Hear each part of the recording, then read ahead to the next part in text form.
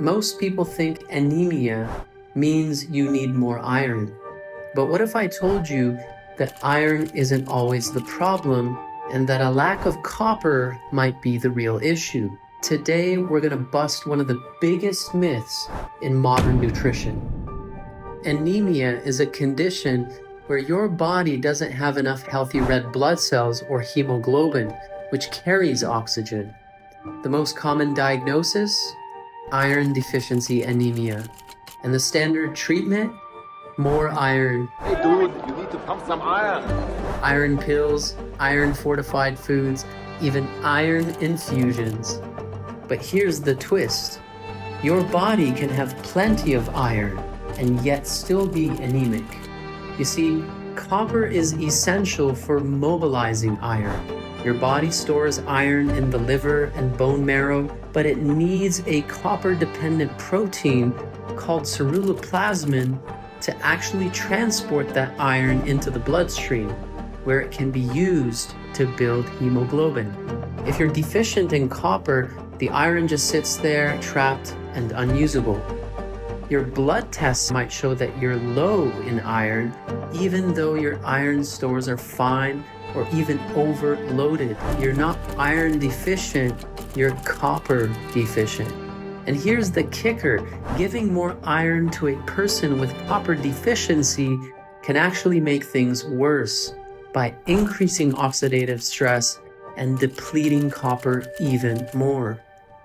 Before the 1940s, many cases of anemia were correctly identified as copper-related because medical literature from the early 20th century often discussed copper's role in blood formation.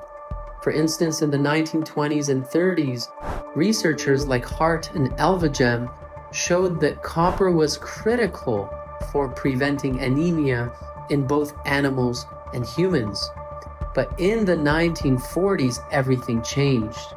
The food industry began fortifying processed foods with synthetic iron. Around the same time, lab testing became more focused on measuring iron levels in the blood, not copper. Over time, the entire narrative shifted. Anemia became synonymous with iron deficiency, and copper's role was forgotten. Today, millions of people, especially women, are told they're iron deficient, even after years of taking supplements. But when copper levels are tested, they're often low.